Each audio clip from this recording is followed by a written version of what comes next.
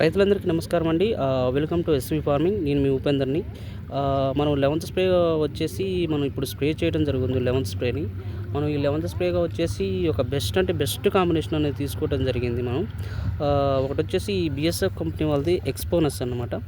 ఎక్స్పోనస్ రెండోది వచ్చేసి bear company వాళ్ళదొచ్చేసి మనం జంప్ అనేది తీసుకోవడం జరిగింది. కొంచెం ఉద్రిక్తి ఎక్కువగా అనిపించిన వాళ్ళు జంప్ కాంబినేషన్ వేసుకోండి. కొంచెం ఉద్రిక్తి తక్కువ ఉందనుకున్న వాళ్ళు ఎక్స్పోనస్ వేసుకున్నా కూడా పర్లేదు.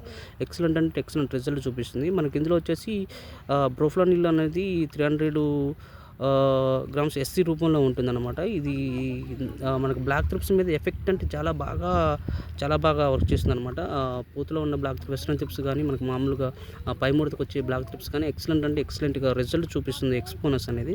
మనకి ఇది అన్ని రకాల పురుగులను కూడా ఇది నివారిస్తుందన్నమాట. దాని గురించి దీన్ని తీసుకోవడం జరిగింది.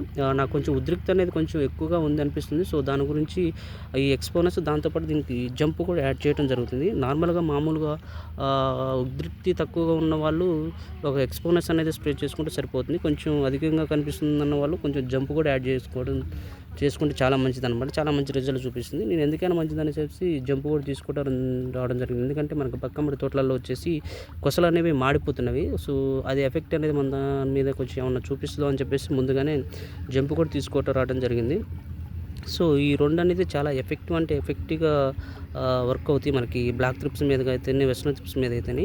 సో దాని గురించి మనం ఈ రెండు వచ్చేసి ఈసారి కాంబినేషన్ తీసుకొని స్ప్రే చేయడం జరుగుతుంది.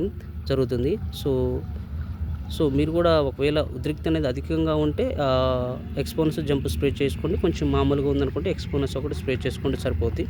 సో దీని రిజల్ట్ అనేది మీకు వితిన్ 5 డేస్‌లో చూపిస్తాను. Thank you.